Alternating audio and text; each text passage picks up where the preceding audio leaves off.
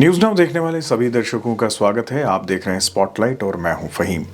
आज 14 जून है और हर साल 14 जून को मनाया जाता है वर्ल्ड ब्लड डोनर्स डे।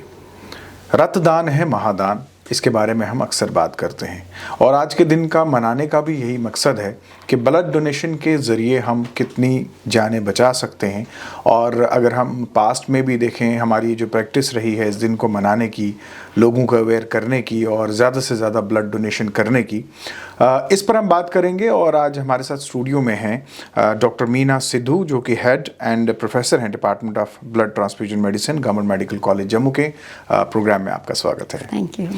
आज का दिन मनाने का मकसद, प्रोग्राम की शुरुआत में ही मैंने कहा कि हम ज़्यादा से ज़्यादा लोगों को अवेयर करना चाहते हैं और इस दिन को मनाने से हमने ये भी देखा है कि लोगों में अवेयरनेस है, लोग ब्लड डोनेट करते हैं। सबसे पहले मैं थोड़ा सा ये जानना चाहूँगा कि कितना इम्पॉर्टेंट है ब्लड डोनेशन, क्योंकि दुनिया में शायद बहुत सारी चीज़ें ऐसी हैं जो हम कहीं भी बना सकते हैं, लेकिन ह्यूमन बॉडी एक ऐसी इकलौती फैक्ट्री है जहाँ पे ब्लड जो है वो बनता है। इसमें साइंस भी कुछ नहीं कर पाई है और हम इस बात में पूरी तरह से फेल हो चुके हैं कि हम आर्टिफिशियल ब्लड वगैरह जो है वो क्रिएट कर सकें। सबसे पहले यही आपसे जानना चाहता हूँ। ब्लड डोनेशन जो है, आज जो मॉडर्न मेडिसिन है वो हम ब्लड डोनेशन के बिना सोच भी नहीं सकते हैं, क्योंकि कितनी सारी बीमारियां आज इतनी कॉम्प्लेक्स सर्जरीज होती हैं, ट्रांसप्लांटेशंस होते हैं, लिवर ट्रांसप्लांट, हार्ट ट्रांसप्लांट, हर kidney transplant, stem cell transplant होते हैं। तो ये सारे ब्लड के बिना और ब्लड कंपोनेंट्स के बिना हम ये सोच भी नहीं सकते हैं। तो ये बहुत ही ज़रूरी है। मॉडर्न में कॉम्प्लेक्स सर्जरीज हो रही हैं, कई सारी बीमारियां हैं, कंजेनिटल प्रॉब्लम्स हैं, जैसे कि थैलासीमिया है। ये बच्चों के लिए तो ब्लड जो है वो एक लाइफ लाइन है। इन बच्चों को रेगुलरली ब्लड देना पड़ता है। अगर हम इनको ब्लड नहीं देंगे तो ये सर्वाइव नहीं कर पाएंगे। ऐसे ही सिकल सेल एनीमिया है। तो इस तरह से काफ़ी सारे कंजेनिटल एनीमियाज हैं जिनमें ब्लड जो है वो बिल्कुल ज़रूरी है। फिर इसके अलावा भी काफ़ी सारे क्रॉनिक डिजीज़ेस हैं, जैसे किडनी है, जिन पेशेंट्स को डायलिसिस होता है उनको ब्लड रेगुलरली चाहिए। फिर ये कैंसर पेशेंट्स हैं, कैंसर पेशेंट्स में भी ब्लड और ब्लड कंपोनेंट्स बहुत यूज़ होते हैं। फिर उसके बाद ट्रॉमा है। हमारा जो स्टेट है उसकी कुछ जोग्राफिकल पोजीशन भी ऐसी है कि ट्रॉमा बहुत ज़्यादा, एक्सीडेंट्स बहुत ज़्यादा होते हैं। रिसेंटली आपने देखा होगा कि कितने सारे कटरा में एक्सीडेंट हुआ। तो इन सब ट्रॉमा में भी हमें ब्लड की जो है और इमीडिएट ज़रूरत पड़ती है। तो इसीलिए इन सब चीज़ों के लिए, इन सब काफ़ी सारी बीमारियां हैं, क्रॉनिक डिजीज, इन सब के लिए हमें ब्लड की लगातार ज़रूरत पड़ती रहती है। तो इसीलिए ब्लड डोनेशन, इन ब्लड के अलावा और कोई विकल्प नहीं है। जैसे थैलेसीमिया बच्चे हैं या फिर क्रॉनिक डिजीज़ हैं, डायलिसिस है, उनका हीमोग्लोबिन लो हो जाता है। तो वो इसलिए नहीं है कि उनको आयरन या B12 या फोलिक एसिड देके आप ठीक कर सकते हैं। इन बीमारियों में आपको ब्लड देना ही देना है, क्योंकि इनमें सेल्स ही नहीं बनते हैं, ब्लड ही नहीं बनता है मरीज का। तो जब वो ब्लड नहीं बनता है अपने बोन मैरो में, तो हमें बाहर से ही देना पड़ता है, तो जिससे वो सर्वाइव कर सकते हैं। फिर इसके अलावा हम होल ब्लड डोनर से लेते हैं, जो कि एक रॉ मटेरियल है। इस ब्लड के कंपोनेंट्स बनाए जाते हैं। पैक्ड सेल्स है, पैक्ड सेल्स में मेनली हीमोग्लोबिन होता है। तो हीमोग्लोबिन का मेन फंक्शन है पूरे बॉडी में ऑक्सीजन सप्लाई करना। तो ये पूरे बॉडी में ऑक्सीजन सप्लाई करने के लिए पैक्ड सेल्स चाहिए हमें। फिर उसके बाद प्लाज्मा बनता है। इससे प्लाज्मा के अंदर काफ़ी सारे प्लाज्मा प्रोटीन्स होते हैं, एल्बुमिन जिसको कहते हैं, इम्यूनोग्लोबुलिन्स, और मेनली जो फैक्टर्स हैं, क्लॉटिंग फैक्टर्स हैं, जैसे कोई लिवर डिजीज़ हो गया, हीमोफीलिया हो गया, उसमें प्लाज्मा जो है दिया जाता है। फिर प्लेटलेट्स हैं, प्लेटलेट्स भी ब्लड का ही एक कंपोनेंट है।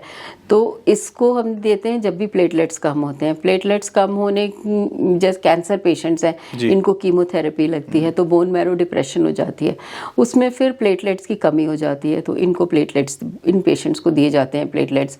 और डेंगू सीजन में आपने देखा होगा कि सडन प्लेटलेट्स की डिमांड जो है बढ़ जाती है।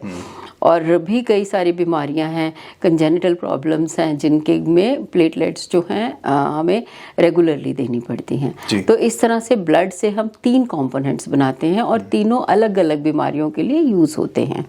फिर एक प्लाज्मा है, जो प्लाज्मा इटसेल्फ एक रॉ मटेरियल है। इसको हम इससे हम क्रायोप्रेसिपिटेट बनाते हैं, जो कि हीमोफीलिया पेशेंट्स को पहले दिया जाता था, अभी भी देते हैं। और इससे जब हम इसको फ्रैक्शनेटर्स को या कंपनीज को दे देते हैं तो ये इसमें से प्लाज्मा में से बड़े सारे मेडिसिनल प्रोडक्ट्स कंपोनेंट्स निकाल लेते हैं, एल्बुमिन निकालते हैं, इम्यूनोग्लोबुलिन्स निकालते हैं और क्लॉटिंग फैक्टर्स जो कि प्यूरिफाइड क्लॉटिंग फैक्टर्स होते हैं। हीमोफीलिया आपने सुना होगा, जोड़ों में खून भर जाता है, उनका ब्लड जो है वो क्लॉट ही नहीं होता क्योंकि उसमें फैक्टर 8 डेफिशिएंसी होती है। तो ये जो क्लॉटिंग फैक्टर्स हैं ये भी प्लाज्मा से बनते हैं। तो ये क्लॉटिंग फैक्टर्स जो हैं इन पेशेंट्स को रेगुलरली दिए जाते हैं, जिसके कारण इनका जो सर्वाइवल है वो एकदम नॉर्मल रहता है, कहीं ज़्यादा उनको ब्लीडिंग नहीं होती है। तो इस तरह से ब्लड के जो है ब्लड एक असेंशियल ड्रग है। WHO ने 2017 में ब्लड और ब्लड प्रोडक्ट्स को एक असेंशियल कंपोनेंट और एक क्रिटिकल कंपोनेंट माना गया है। तो इसीलिए जो ब्लड है मेरे ख्याल से आज के मॉडर्न मेडिसिन का एक अहम हिस्सा है, और जो हमारे ब्लड डोनर्स हैं वो इस हेल्थ केयर सर्विसेज को, इस तरह की सर्विसेज प्रोवाइड करने में वो एक अहम भूमिका निभाते हैं जी। तो इसको देखते हुए WHO ने वर्ल्ड डोनर्स डे 2004 से सेलिब्रेट करने का किया है। ये हर साल वो एक नई थीम देते हैं जी। और हर पूरे ग्लोबली ये सेलिब्रेट किया जाता है, पूरे वर्ल्ड में मनाया जाता है। हर साल एक किसी पर्टिकुलर कंट्री को या सिटी को किया जाता है कि वहाँ पे करेंगे। तो इस साल अल्जीरिया अफ्रीकन कंट्री वहाँ पे ये सेलिब्रेट कर रहे हैं। मेनली WHO का अपना मेन फंक्शन वहाँ पर है, पर ग्लोबली हम लोग सब सेलिब्रेट कर रहे हैं। थोड़ा सा बेसिक मैम समझने की कोशिश करूँगा। आपने बहुत अच्छी तरह एक्सप्लेन किया कि जैसे बहुत सारे पेशेंट्स हैं जिनमें ब्लड नहीं बनता है प्लाज्मा ना होने की वजह से, और फिर आप जो है वो ब्लड डोनेट करते हैं या प्लाज्मा जो है वो डोनेट करते हैं। फिर एक आपने कहा कि जैसे थैलेसीमिया के पेशेंट्स हैं जिनको खून की ज़रूरत तो पड़ती है, और तीसरे आपने ये भी कहा कि बहुत सारे ट्रॉमा केसेस वगैरह आते हैं जिनको खून की रिक्वायरमेंट पड़ती है। अब थोड़ा सा बेसिक में हम शुरू करें। जैसे आपने कहा कि जो मेजर सर्जरीज वगैरह होती हैं, एक बहुत कंफर्ट लेवल जो है वो डॉक्टर्स को मिलता है उन सर्जरीज को करने के लिए। ये बात मैं यहाँ पे समझना चाहूँगा। मान लीजिए कोई एक्सीडेंट वगैरह होता है या किसी वक्त कोई बल्क रिक्वायरमेंट रहती है ब्लड की, एक डॉक्टर के लिए एडिशनल ये जो ब्लड की पॉइंट्स अवेलेबल रहते हैं वो कितना अच्छा रहता है, उसके लिए कितनी सहूलियत होती है सर्जरी वगैरह के लिए? उसको एक बैक पे पीस ऑफ माइंड रहता है कि अगर बाई चांस सर्जरी में कोई ब्लीडिंग अचानक हो जाए, क्योंकि एक बार आप ओपन करेंगे आपको पता नहीं है कि अंदर आपको क्या मिलेगा। कोई ट्यूमर होगा तो उसमें कितनी ब्लीडिंग होगी। तो कई बार हर सर्जरी के लिए एक डेफिनेट नंबर ऑफ पॉइंट्स हैं रखे जाते हैं। जैसे मान लीजिए हिप सर्जरी की है तो उसके लिए हम 2 पॉइंट्स रखेंगे। किसी की लेडी के लिए हिस्टेरेक्टमी कर रहे हैं, यूट्रस निकाल रहे हैं, तो हम उसके लिए भी 2 पॉइंट्स रखेंगे। फिर कार्डियक सर्जरी होती है तो उसके लिए हम 6 पॉइंट्स रखते हैं। इस तरह से जैसे रीनल ट्रांसप्लांट हमारे पास शुरू हो गया है तो हम हर मरीज के लिए हम 2 या 3 उसके लिए रखते हैं। तो ये तो एक डेफिनेट अमाउंट है जो हम हर पेशेंट के लिए, जब भी सर्जरी होती है तो डॉक्टर जो सर्जन है वो हमारे से हमें पहले रिक्विजिशन भेजते हैं कि हमें इस पेशेंट के लिए इतना ब्लड चाहिए। उनकी अपनी असेसमेंट होती है। पर उसके अलावा भी हम एक्स्ट्रा यूनिट्स रखते हैं कि बाई चांस ओपन करने के ऊपर हो सकता है ज़्यादा ब्लड की ज़रूरत हो, तो हमेशा हमारा ये होता है कि हम एक्सेस ब्लड जो है उनको पीछे सपोर्ट करने के लिए हमेशा रखा जाता है। यानी मैम अगर देखें तो ये बैकएंड पे एक बहुत ही वाइटल सपोर्ट जो है वो रहता है। अब थोड़ा सा हम बात करते हैं डोनेशंस के बारे में। जहां हम ब्लड डोनेशन की बात करते हैं वहीं डोनर्स की भी बात करते हैं। आम नैरेटिव ये होता है कि जब ब्लड डोनेट करते हैं तो उसके बाद बहुत समय लगता है खून बनने में।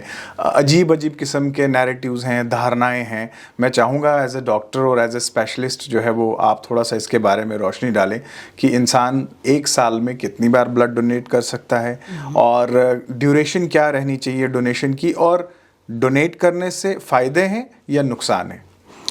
ब्लड डोनर जो है आप देखिए पूरे वर्ल्ड में हर रोज़ मिलियंस यूनिट्स जो हैं, हज़ारों यूनिट्स डोनेट होती हैं। हम भी ब्लड बैंक में, हमारे भी ब्लड सेंटर्स में, दोनों ब्लड सेंटर SMGS और GMC के मिला लिए जाएं तो रोज़ 150 से ज़्यादा यूनिट्स जो हैं वो डोनेट होती हैं। पर कभी किसी डोनर को कोई प्रॉब्लम नहीं होती है, टच वुड। तो ऐसे पर यह है कि लोगों में फिर भी मिसकंसेप्शंस हैं कि शायद हम ब्लड देंगे तो हमें कोई कमज़ोरी ना हो जाए। इससे ज़्यादा एक ये है कि थोड़ा सा एक अनअवेयरनेस है, अवेयर नहीं है कि ब्लड हम दें, तो ब्लड वो तभी देने आते हैं जब उनके किसी फैमिली मेम्बर को या फिर किसी को ज़रूरत पड़ती है, उनके अपने किसी नियर एंड डियर वाले को ज़रूरत पड़ती है, तो वॉलंटरली वो आगे नहीं आते हैं। तो उसमें एक तो ये तो है, डेफिनेटली ये है जो एक प्रॉपर क्या बोलेंगे, इंफॉर्मेशन नहीं है, अवेयरनेस नहीं है। तो ब्लड देने से जब हमारे पास डोनर आता है उसका एक प्रॉपर एग्जामिनेशन होता है, उनका ब्लड हीमोग्लोबिन चेक किया जाता है जो कि 12.5 ग्राम जो है होना ही चाहिए। अगर 12.5 से कम होगा तो हम उनका ब्लड नहीं लेते हैं। बड़ी बार डोनर हमारे साथ लड़ाई भी करते हैं कि थोड़ा सा ही तो कम है, आप ले लीजिए, पर वो हमारा एक क्रिटिकल फिक्स्ड पैरामीटर है कि हमने 12.5, और ये हमारा नहीं है, ये रेगुलेटरी गाइडलाइंस हैं जो ब्लड सेंटर्स हैं, ये ड्रग एंड कॉस्मेटिक एक्ट के अंडर आते हैं, और वहीं से ही एक्सपर्ट्स ने ऑल ओवर कंट्री से एक्सपर्ट्स ने एक डोनर सिलेक्शन क्राइटेरिया बनाया हुआ है। तो उस सिलेक्शन क्राइटेरिया के हिसाब से हम एक डोनर फॉर्म होता है, या फिर जिसको हम बोलते हैं डोनर क्वेश्चनर फॉर्म, वो भरा जाता है, जिसके अंदर डोनर की उसकी हेल्थ से रिलेटेड, उसको कोई बीमारी तो नहीं है, कुछ कितने कौन कोई दवाई तो नहीं खा रहा है, फिर किसी को डॉग बाइट तो नहीं है, कोई पहले सर्जरी तो नहीं हुई है, इस तरह से कुछ परमानेंट डेफरल क्राइटेरियाज हैं, कुछ टेम्परेरी डेफरल क्राइटेरियाज हैं। तो वो सब क्राइटेरियाज जब वो मीट कर लेते हैं तो उसके बाद ही हम उनका ब्लड लेते हैं। तो एक प्रॉपर एग्जामिनेशन डोनर का होता है, उसको प्रॉपर मोटिवेशन होती है, प्रॉपर इंफॉर्मेशन होता है, उसके बाद डोनर की कंसेंट ली जाती है। कई बार कोई फोर्स्ड डोनर्स होते हैं कि घर वाले या कोई भी किसी से ज़बरदस्ती ब्लड दिलवा रहा है, तो वो भी जब तक डोनर कंसेंट नहीं देगा कि मैं अपनी मर्ज़ी से ब्लड दे रहा हूँ, मेरे को किसी ने कोई ज़बरदस्ती नहीं की है, और मेरे ब्लड के कुछ टेस्ट्स होंगे और मेरा ब्लड जो है वो दूसरे के काम आएगा, इस तरह से हम कुछ कंसेंट लेते हैं 3-4 चीज़ों के लिए। तो वो जब कंसेंट डोनर देता है उसके बाद ही उसका ब्लड लिया जाता है। तो ये किसी के मन में नहीं होना चाहिए कि हमें कमज़ोरी हो जाएगी। ज़्यादातर हमने देखा है कि किसी को नीडल से भी बड़ा डर लगता है कि नीडल प्रिक है, तो पर आजकल काफ़ी साइंस इतनी अच्छी हो गई है, तो जो नीडल्स हैं वो बहुत शार्प नीडल्स होती हैं, तो इतनी पेन होती है जितनी एक चींटी काटती है आपको, बस इससे ज़्यादा पेन नहीं होती है। तो कमज़ोरी वाली बात जो है वो लोगों को अपने मन से बिल्कुल निकाल देनी चाहिए। 18 से 60 साल की उम्र के जो लोग हैं वो ब्लड दे सकते हैं, और जो रेगुलरली ब्लड दे रहे हैं वो 65 ईयर्स तक दे सकते हैं, और हर 3 महीने के बाद हम ब्लड दे सकते हैं।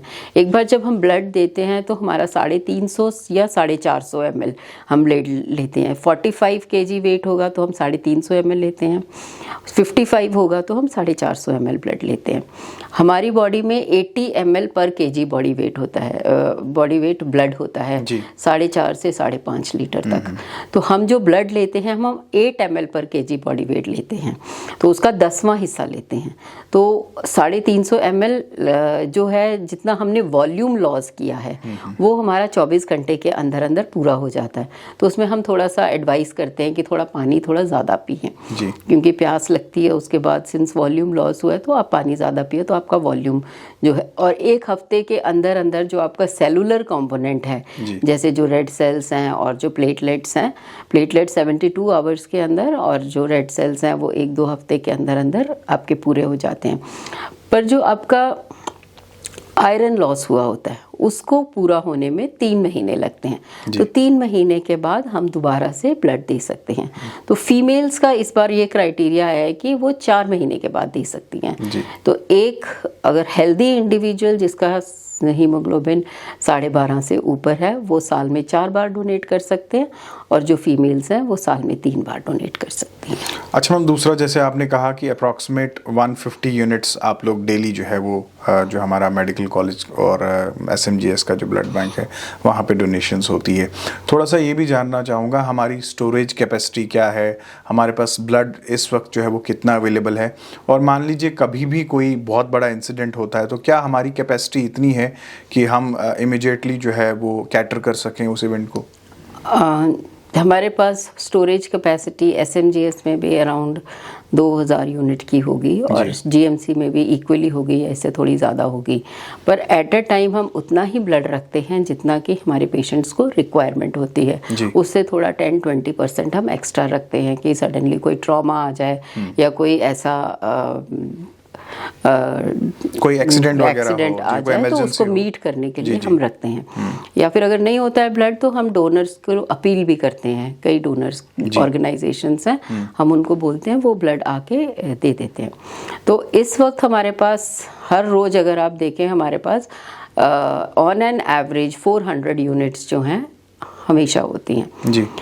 एक छोटा एक्सीडेंट या 15-20 लोग जब इंजर्ड हों उतना एक्सीडेंट वी कैन टॉलरेट, पर जैसे अभी उड़ीसा में एक्सीडेंट हुआ, जो बड़े मेजर डिजास्टर्स होते हैं उनको तो मेरे को लगता है कोई भी blood transfusion services immediately cater नहीं कर सकती हैं। उसके लिए हमें बाहर पब्लिक में ही जाना पड़ेगा, डोनर से ही अपील करनी पड़ेगी। और वो जो डोनर्स हैं, जो वॉलेंट्री डोनर्स होंगे, वही उस वक्त आगे आते हैं। और अपील जब करें तो काफ़ी, अभी जैसे यहाँ पे उड़ीसा में जो एक्सीडेंट हुआ उसमें एक्सीडेंट के बाद मेरे ख्याल से दोपहर को ही वहाँ पे एक कटक मेडिकल कॉलेज है, जहाँ कटक में मेडिकल कॉलेज है, वहाँ पे 750 से ज़्यादा यूनिट उन्होंने एक दिन में कलेक्ट की। तो जब मास अपील इस तरह से डिज़ास्टर होता है तो पब्लिक को आप अपील करो तो डोनर्स ऑब्वियसली ह्यूमैनिटेरियन ग्राउंड्स के ऊपर सब लोग आते हैं। और उसमें स्पेशली जो रेगुलर डोनर्स होते हैं और जो वॉलेंट्री डोनर्स होते हैं वो हमेशा आगे आते हैं। दूसरा मैं ये भी जानना चाहूँगा कि ब्लड इशू करने का क्या फॉर्मूला रहता है मेडिकल कॉलेज में? अक्सर आपने देखा कि बहुत सारे आरोप लगते हैं कि मेडिकल कॉलेज वाले या ब्लड बैंक वाले ब्लड नहीं देते हैं। वो पहले कहते हैं डोनर को लाओ, फिर ब्लड देंगे, एक्सचेंज में देंगे। तो ये प्रोसेस में थोड़ा सा समझना चाहूँगा, और मैं चाहूँगा कि खासकर ये जो इल्ज़ाम अक्सर लगते हैं, ऐसे इल्ज़ाम अगर ना लगें तो अच्छा है। हाँ, ऐसे इल्ज़ाम हम भी नहीं चाहते हमारे ऊपर लगें, पर इसका मेन रीज़न यही है कि हमारे पास जो है ऑलमोस्ट 50% जो है वो वॉलेंट्री डोनेशन है और 50% हमारी रिप्लेसमेंट डोनेशंस हैं। तो वॉलेंट्री डोनेशन जो है वो 100% लोगों को केटर नहीं कर पाती है। तो इसकी यही मकसद है कि हमने जो रिप्लेसमेंट डोनेशंस हैं इसको हमने फेज आउट करना है, इसकी जगह हमने वॉलेंट्री डोनेशंस लेके आनी चाहिए। इसके लिए सोसाइटी में, पब्लिक में डोनेशन, ब्लड डोनेशन के लिए अवेयरनेस क्रिएट करना बहुत ज़रूरी है, ताकि ज़्यादा से ज़्यादा यूथ जो है वो हमारे साथ जुड़े, क्योंकि ये यूथ ही है जो कि रेगुलर डोनर्स बनेंगे। तो बेसिक काफ़ी सारी हैं ऑर्गेनाइजेशंस, पर जो कॉलेजेस को, स्कूल्स से हम बच्चों को अगर टैप करना शुरू करेंगे तो जब तक वो 18 साल के होंगे तो वो ब्लड देंगे और उसके बाद वो रेगुलर डोनर्स बनेंगे। और जब भी हम डोनर तब मांगते, डोनर तो लेते हैं, क्योंकि अगर हम वॉलेंट्री डोनर्स का ही ब्लड, तो फिर हमारे पास वॉलेंट्री डोनर्स के लिए उतना नहीं है कि जो कि हम डिमांड और सप्लाई में बहुत ज़्यादा गैप आ जाएगा। इस वक्त हम ब्लड डोनेशंस जो हैं हमारी एडिक्वेट सप्लाई है, क्योंकि हमारे पास वॉलेंट्री और रिप्लेसमेंट दोनों ऑलमोस्ट 50 to 60% जो है वॉलेंट्री है और रेस्ट जो है वो हमारी रिप्लेसमेंट डोनेशंस हैं। तो हमारे पास एडिक्वेट सफिशिएंट स्टॉक रहे, तो इसीलिए डोनर्स तो इससे जुड़ता हुआ दूसरा एक और इम्पोर्टेंट सवाल वो ये है कि अक्सर ये भी कहा जाता है कि हमारी सर्जरी हुई, हमसे जो ब्लड डोनेट कराया गया था वो इस्तेमाल नहीं हुआ, वो यूज़ नहीं हुआ, आखिर वो गया कहाँ? देखिए, ये एक बहुत बड़ा भ्रम जो है, क्योंकि यही रिप्लेसमेंट डोनेशन का सबसे बड़ा नुकसान जो है वो यही है। अब वॉलेंट्री डोनर है, मान लो आपने वॉलेंट्रीली ब्लड दिया, आपके अंदर एक देने की भावना है, आपको ये लगता है कि मेरा जो ब्लड है वो किसी के काम आए, यूज़ होए।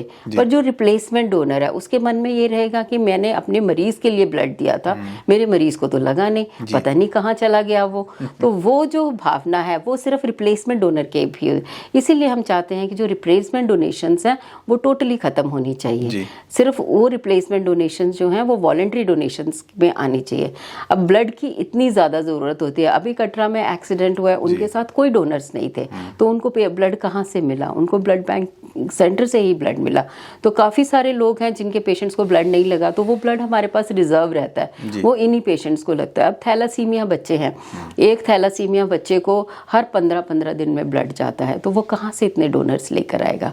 तो ये वाले जो डोनर्स, ये जो ब्लड है जो कहते हैं कि हमारे मरीज़ को नहीं लगा, ये ब्लड भी उन्हीं बच्चों को जाता है। अब गायनी की पेशेंट, अब ऑब्स्टेट्रिक की पेशेंट आती है, डिलीवरी की पेशेंट आती है, वो डोडा से आ रही है, उसके साथ तो इतने अटेंडेंट्स नहीं आएंगे कि उसको 10-12 यूनिट्स जो हैं वो लग जाएंगे। अभी रिसेंटली हमारे पास एक ए नेगेटिव पेशेंट थी, उसको 7-8 यूनिट्स लगे, तो वो उसके साथ तो कोई डोनर नहीं थे, उसके 1 या 2 डोनर्स उसके साथ जो घर वाले आए होंगे, बाकी सारा उसका हम ही ने अरेंज किया। तो इस तरह से यही जो डोनर्स हैं, जो ब्लड जो है कहीं जाता नहीं है, वो मरीज़ को ही लगता है। ऐसा नहीं है कि वो किसी को कहीं वेस्ट हो गया या कहीं चला गया, उसको फेंक दिया। वो अगर आपके मरीज़ को नहीं लगा तो वो किसी ना किसी के मरीज़ को ज़रूर लगा होगा। तो कम से कम आज के बाद मुझे लगता है कि बहुत सारे लोगों के मन में जो भ्रम था इसको लेकर, आज के बाद वो आपसे ये सवाल जो है वो नहीं पूछेंगे, क्योंकि मैं चाहता था कि इसका जवाब जो है प्रोग्राम में आए। अक्सर इस बात के बारे में लोग जो हैं वो सोचते थे, बात करते थे। 2018 से आप डिपार्टमेंट को देख रही हैं, और जैसे कि आपने खुद कहा कि अवेयरनेस की बहुत ज़्यादा ज़रूरी है, मास डोनेशंस की बहुत ज़्यादा ज़रूरी है। तो क्या आपको लगता है कि इस दिन को मनाने के बाद, या जब से हम इस दिन को मनाना हमने शुरू किया है, एक अवेयरनेस आई है, लोग आते हैं, वॉलंटियर करते हैं ब्लड डोनेशन को? डेफिनेटली अवेयरनेस तो आई है। जैसे मैंने जब यहाँ पे ज्वाइन किया था तब यहाँ पे वॉलंटरी डोनेशंस काफ़ी कम थी, 20-30% होंगे। उसके बाद से ऑलमोस्ट वॉलंटरी डोनेशन डबल से ज़्यादा हुई है। हमारे पास पहले कोई 30-40 ऑर्गेनाइजेशन थी, अब 100 से ज़्यादा ऑर्गेनाइजेशंस हैं जो हमारे साथ काम करती हैं। पर उसके साथ साथ हमारी डिमांड भी बढ़ी है। उस टाइम अगर हम 7,000 यूनिट्स कलेक्ट करते थे, आज हम 30,000 यूनिट्स कलेक्ट करते हैं। तो वो जो गैप है वो वही रह जाता है कि रिप्लेसमेंट डोनेशंस जो हैं वो रहती हैं। तो यही हमारा है कि इतनी डोनेशन हमारे पास होनी चाहिए। कम से कम हमें साल में मेडिकल कॉलेज में 30 से 35,000 यूनिट्स जो हैं हर साल हमें चाहिए। तो इतनी डोनेशंस जो हैं ये वॉलंटरली अगर आएंगी तो मुझे नहीं लगता कि यहाँ पे कोई भी मरीज़ आएगा जिसको ये दौड़ना पड़ेगा कि एक बार डॉक्टर ने ब्लड लिख दिया तो सब डर जाते हैं कि अब ब्लड कहाँ से अरेंज हो, इधर उधर दौड़ना शुरू कर देते हैं, फिर कभी गलत लोगों के हाथ में भी पड़ जाते हैं। तो यहाँ से मैं आपको लोगों को बताना चाहूँगी, जो पेड डोनेशंस हैं, जो प्रोफेशनल डोनर्स हैं, वो टोटली बैंड हैं इंडिया में। 98 के बाद, सुप्रीम कोर्ट की जजमेंट के बाद टोटली बैंड है।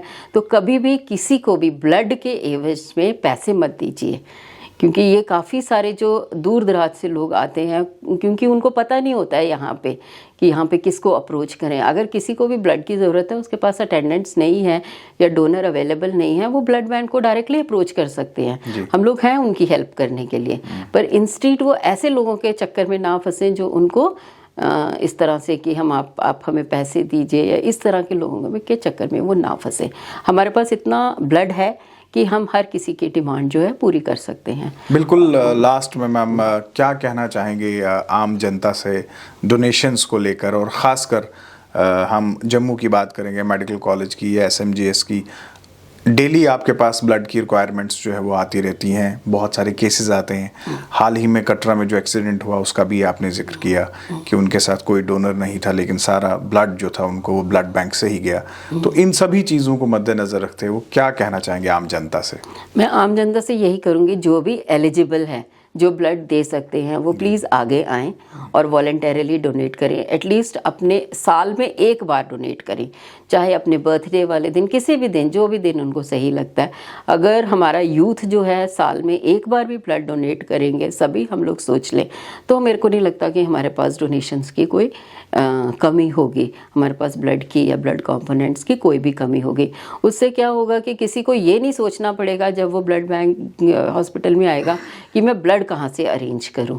वो सिर्फ अपना फॉर्म लेकर आएंगे, डॉक्टर की रिक्विजिशन होगी तो उस रिक्विजिशन के ऊपर उनको ब्लड मिलना चाहेगा। हमारा मेन मकसद जो है वो है टूवर्ड्स 100% वॉलंटरी डोनेशन, और वो भी रेगुलर वॉलंटरी डोनेशन, जो कि रेगुलरली डोनेट करते हैं। साल में एक बार, हर साल में कम से कम एक बार जो डोनेट करते हैं वही डोनर्स जो हैं हम, वो हेल्दी डोनर्स हैं, उनकी हेल्दी प्रैक्टिसेस हैं। जब डोनर आता है तो उसका एक तो मेडिकल एग्जामिनेशन भी हो जाता है, और साथ साथ अभी एक चाइना से एक आर्टिकल आया है जिसमें ये बताया कि डोनर्स को कई तरह के कैंसर्स भी नहीं होते हैं, उनको कैंसर से भी बचाव होता है। फिर बाकी हेल्थ बेनिफिट्स तो कोलेस्ट्रॉल कम होता है, थोड़ा कैलोरीज भी लॉस होती हैं, और इस तरह के थोड़ा साइकेट्रिक प्रॉब्लम्स जो हैं वो भी कहते हैं कि शायद डोनर्स में कम होते हैं, क्योंकि उनके अंदर देने की भावना हमेशा, एक जो एल्ट्रिस्टिक एटीट्यूड है वो और पॉजिटिव एटीट्यूड है वो हमेशा उनके अंदर, दूसरों की हेल्प करने का एटीट्यूड जो है वो हमेशा रहता है। तो वॉलेंटरी डोनर्स जो हैं आज ज़्यादा से ज़्यादा आगे आए और डोनेट करें ब्लड। डॉक्टर साहब आपने समय दिया, आपका बहुत बहुत धन्यवाद। Thank you. तो ये थे डॉक्टर मीना सिद्धू, और आपने खुलकर सुना वर्ल्ड ब्लड डोनर डे के बारे में। और प्रोग्राम के आखिर में मैं यही कहूँगा कि रक्तदान करें, महादान करें। आपकी एक खून की बूंद जो है वो किसी की भी ज़िंदगी जो है वो बचा सकती है। और प्रोग्राम में तो कुछ इंसिडेंट्स का जिक्र भी हुआ, जैसे हाल ही में जो कटरा में एक्सीडेंट हुआ जजर कोटली के पास, आप जानते थे कि एक बस जो है वो खाई में गिरी, उसमें बहुत सारे लोगों की जान भी गई थी। ऐसे न जाने रोज़ कितने हादसे होते हैं जहाँ पे खून की ज़रूरत पड़ती है। तो जो आखिरी उनके पास सहारा रहता है ब्लड को लेकर, वो होता है ब्लड बैंक। और ऐसे में कोशिश ज़रूर ये करनी चाहिए कि रक्तदान जो है वो करना चाहिए। और मैं तो ये कहूँगा कि साल में आप 2 बार 3 बार कोशिश करें रक्तदान करने की, ताकि हम किसी की जान जो है वो बचा सकें। आज के प्रोग्राम में बस इतना ही, इजाज़त दीजिए, आदाब।